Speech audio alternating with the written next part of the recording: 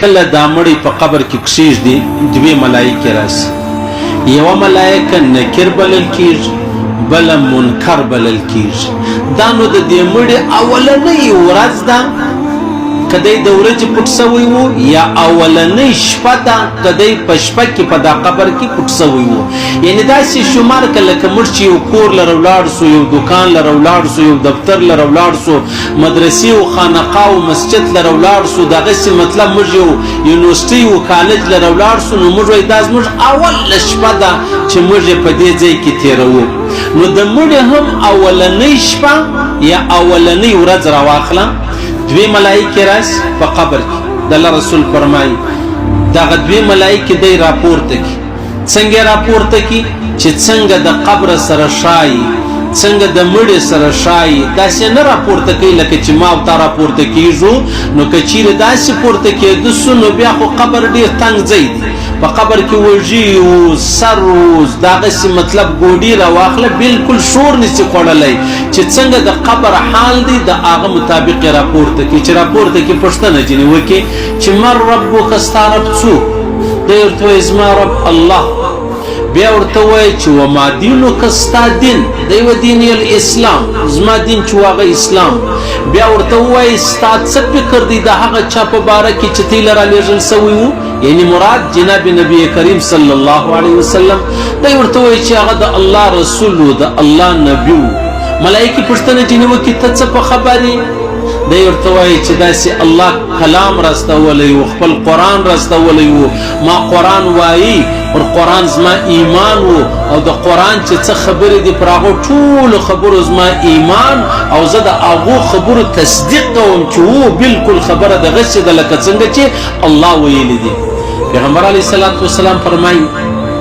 دا ملائکې راولاړې سي و ده ته ووایي چې ستا ځای که چیرې جنتي و په جنت کې ځای ورښکاره کړي که جهنمي و په جهنم کې وده ته ځای ورښکاره کړي نو چې چیرې دی جنتي نو بیا وده ته د جنت یوه کړکۍ یا یو روشندان یا یوه دروازه چې د هغه راخلاصه سي بیا د جنت چې کومه خوشبو ده د جنت چې کومه هوا ده د جنت د ده دپاره دومره دا قبر د ده دپاره دومره پراخ سي چې بیا دی د دې قبر چې دا دی پکې دی تقریبا د ده سترګې نه پرسېږي چې تر کومه ځایه پرې الله ربالعزت وده ته قبر پراخ کړي هغه بل حدیث کې راځي پیغمبر علیه السلام فرمایي د مؤمن دپاره الله ربالعزت قبر اویا غزه چې دی هغه مطلب اوږدوالی ورزیات کړي اویا غزه چې دی هغه سور او پراخوالی چې دی هغه ورزیات کړي بیا پیغمبر علیه الصلاة والسلام فرمایي دی چې کله په دا قبر کې کښېښول سولو نو په قبر کې د ده دپاره د جنت بوی راواخله خوشبویي راواخله هغه د جنت مطلب چې کوم هغه ښایسته منظره ده دا ټول دی په دا خپلو سترګو باندې ویني یا بل حدیث کې راځي د الله رسول فرمایي سهار هم الله ربالعزت وده ته جنت ورښکاره کوي ماښام هم الله ربالعزت په جنت کې د ټکانه ورښکاره کوي بیا چې کله د قیامت ورځ وه د قیامت وخت سو قیامت رالی بیا وده ته الله ربالعزت د جنت هغه ځای ورکړي چې کوم ځای الله ربالعزت وده ته په قبر کې ورښکاره کوي او بیا چې کله مطلب سړی نعوذ بالله کافر نو کافر چې کله په قبر کې کښېښول سو د قبر څه مراد دا نه دی چې خامخا به مطلب ته به داسې دوه ګزه کډۍ کیندې بیا به ډوډۍ پکې جوړوې یا به د هغه رقم مطلب هغه چې کوم موږ ته هغه یو تابوت مابوت چې دی هغه پکې ږدو دا خبره نه ده د مرګ څخه مابعد بیا د تر قیامت تر ورځې پورې په دا مابینځ کې که سړی په اوبو کې غرق سو مړ سو ورک سو هغه د ده دپاره قبر دی که سړی په اور کې وسوځل سو زرې زرې سو ریزه ریزه سو دی ولاړې ایرې سو د ده دپاره هغه قبر دی یو سړی ولاړ یو لوی څاو کډې تر ولوېدی مړ سو هلک ته دی ورک سو پکې هغه د ده دپاره قبر دی خو دا قبر مطلب عام طور موږ هغه قبر شی چې دا کوم موږ ته مرده پکې پټوو لیکن عام طور عالم برزخ و دې ته ویل کېږي چې ستا د مرګ څخه مابعد چې ستا ژوند شروع سولو تر قیامت ته پورې په دا مابینځ کې چې څه ژوند راغلی دې ته عالم برزخ وایي و دې ته ستا قبر وایي قبر نو بیا د هغه دی چې دا ما ته یې په سترګو وینو ووینو یا هغه دی چې په څاه کې سړی ولویږي یا هغه دی چې په اوبو کې سړی ورک سي یا هغه دی چې په اور کې سړی وسوځل سي دا ټول عالم برزخ بلل کیږي دا ټول قبر بلل کیږي اوس په سړی وای د الله رسول فرمایي چې کله کافری ملائکه د روح چې دی هغه د بدن پر واچي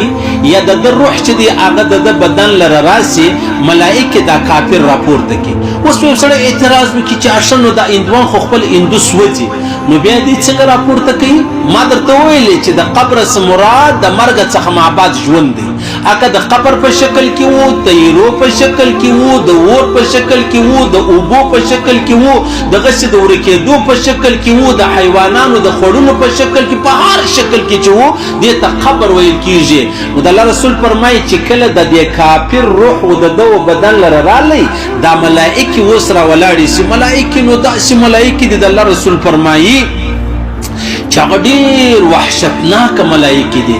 نو دې راپورته کوي چې راپورته کې پښتنه جنې وکړي چې ستارب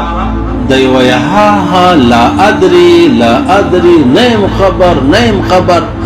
بیا ورته وای ستا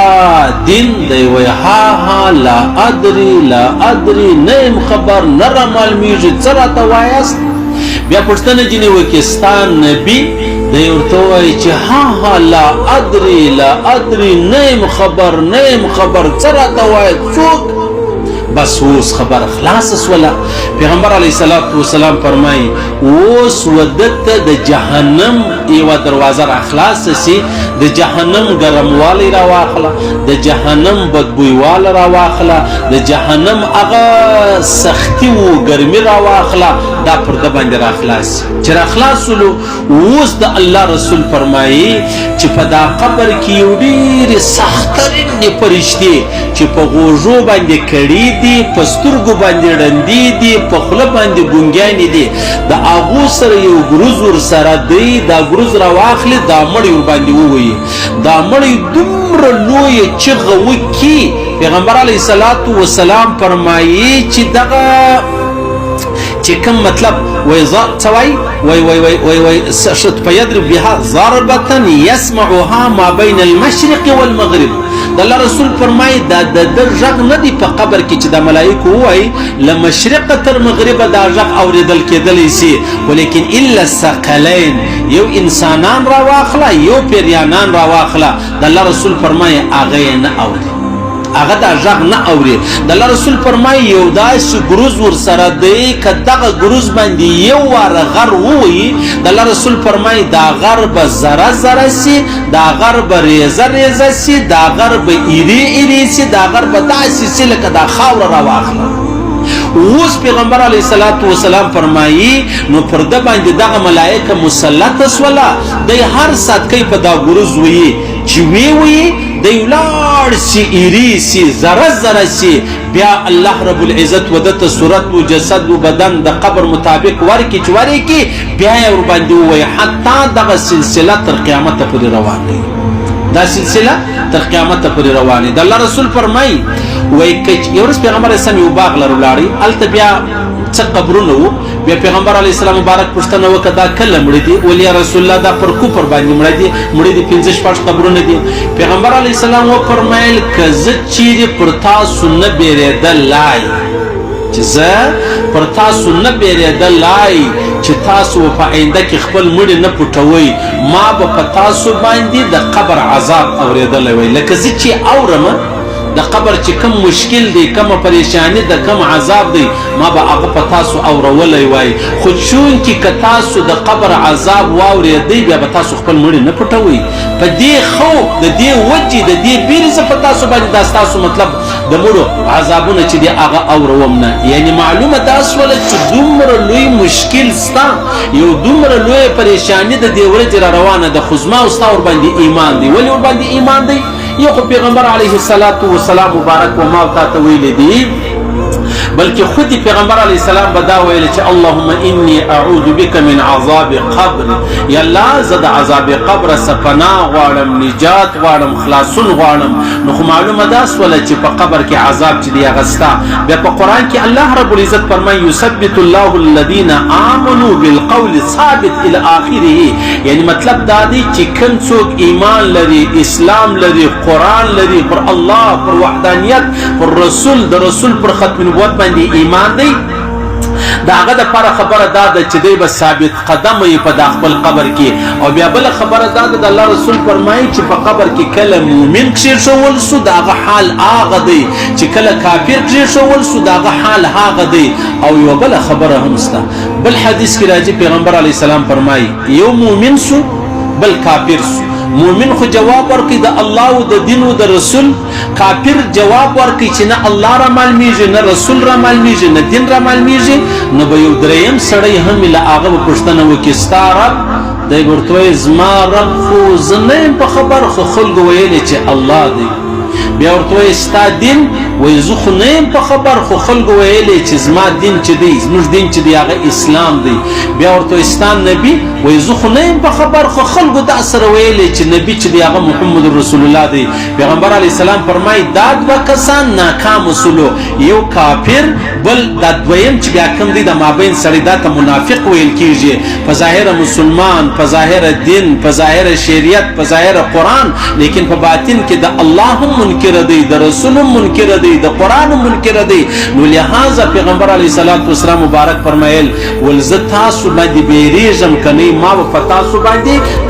د قبر عذاب چې دی هغه اورولی وای، ما به تاسو ته د قبر عذاب چې دی هغه درښولی وای. وای ثم اقبل علینا بوجهه فقال تعوذ من عذاب النار. نو نور څه خو نسته، بس دغه دعا به هر وخت کوي چې یا الله د عذاب جهنم مې وساتې، یا الله د قبر د عذاب مې وساتې، یا الله د قبر چې کوم وحشت دی له هغه مې وساتې، د قبر چې کومه تنګي ده د هغه مې وساتې، یا الله رب العزت د قبر چې څه مشکلات دي، څه پریشانۍ دي له هغو ما وساتې. بیا په دې کې لویه خبره دا ده چې کوم سړی پر قبر باندې، عذاب قبر باندې ایمان لري، نو هغه بیا د قبر د پاره تیاری هم کوي. کم څوک چې پر عذاب قبر یا د قبر چې کم ژوند مشته الله او رسول ښوولی دی ایمان نه لري، هغه د قبر د پاره بیا تیاری هم نه کوي. نو لہذا پیغمبر علیه السلام فرمایي چې په قبر کې به دا فرشته پر ده باندې مسلط دی، ډېرې بدې سترګې دي چې بد شکل یې دی، بد رنګ یې دی، خو په سترګو ړنده هم ده، کړه هم ده، په خوله ګونګۍ هم ده. بیا به راولاړېږي دغه مړی به ویې. اوس خبره دا ده په یوه لا اله الا الله محمد رسول الله ما ورته خلاصېږو. نو چې ما ورته د لا اله الا الله ووایي نو بیا به زما او ستا څونه لویه ګټه او نه ویلې څونه لوی تاوان دی. ګوره په دنیا کې موږ د یو هوښیار سړي خبره منو، موږ ساینسدان دی، انجینیر دی، پوه دی، فلانی دی، فلانی دی. دلته ما او تا د محمد رسول الله مبارک خبره ولې نه منو چې هغه د ګرد کائنات پاک انسان دی، محترم انسان دی، معظم انسان دی، مکرم انسان دی، د الله له جانبه یو ډېر نازولی انسان دی. د الله خبرې و ما تا ته کړي دي، موږ به ولې د پیغمبر علیه السلام خبرې نه منو؟ نو لہذا ما او تا به د خپل قبر دپاره تیاری کوو. د قبر تیاری د هغه ده چې ما او تا به د الله حکمونه، د پیغمبر علیه السلام طریقې په خپل ژوند کې راولو، چې د الله حکمونه او طریقې به د محمد رسول الله په ژوند کې راوستلې. په قبر کې به هم داغه الله یې د محمد رسول الله طریقې به یې. او که په قبر کې زما او ستا مطلب ته کامیابي غواړې او په آخر دنیا کې ما او تا الله او رسول نه پېژندل، نو دا نسي کېدلی، بالکل نسي کېدلی. پیغمبر علیه السلام فرمایي په خدای د زما قسم یې چې په دنیا کې ته په چا کې وې په آخرت کې په هغو کې راپورته کېږي. دا نسي کېدی چې په دنیا کې په دیندارو خلکو کې وې، په دیندارو کې شمار یو، او په آخرت کې په بېدینو کې شمار یې. دا نسي کېدلی. او دا نسي کېدلی چې یو سړی په دنیا دنیا کې بې دینه دی او په آخرت کې په دیندارو کې راپورته کیږي قطعا نشي کېدلی. نو لهذا معلومه دا سوه چې د قبر اولنۍ شپه او حضرت عثمان رضی الله تعالی عنه به ډېر ژړل پر قبر. ولې ژاړي؟ ول دا د الله رسول فرمایي دا د آخرت اولنۍ سیړۍ ده، اولنۍ سټیپ دی، اولنۍ مطلب زما او ستا هغه زینه ده چې ما تا په شور باندې ایږدو. که اولنۍ قدم زما او ستا کامیابه سو ځه په مخه دې ښه بیا تر کامیابۍ تر انتها پورې ورسېدلې. او که چیرې په اول قدم سړی وشکېدی ګزار سو پاته سو ناکامه سو نو بیا شاته هم خبرې چې د هغه خرابې د هغه تباه دي. خیر الله رب العزت هر مسلمان له عذاب قبر وساتي. زموږ ته قریبان عاجزان څه مړه دي موږ نه یې په خبر په قبر کې په عذاب دي. الله رب العزت د خپل وحدانیت د خپل عظمت د خپل فضل د خپل رحمت په خاطر معافي ورته وکړي، الله دې عفو ورته وکړي، الله دې عذاب قبر جن لري کې. موږ چې کله قبر ته ورسېږو الله رب العزت د قرآن په خاطر د خپل وحدانیت او د عظمت او د لویي او د رحمت په خاطر له موږ عذاب واخلي. موږ ته دې الله عذاب نه راکړي، الله دې فضل را باندې وکړي، الله دې احسان را باندې وکړي، الله دې ویل او قبول منظور وګرځوي.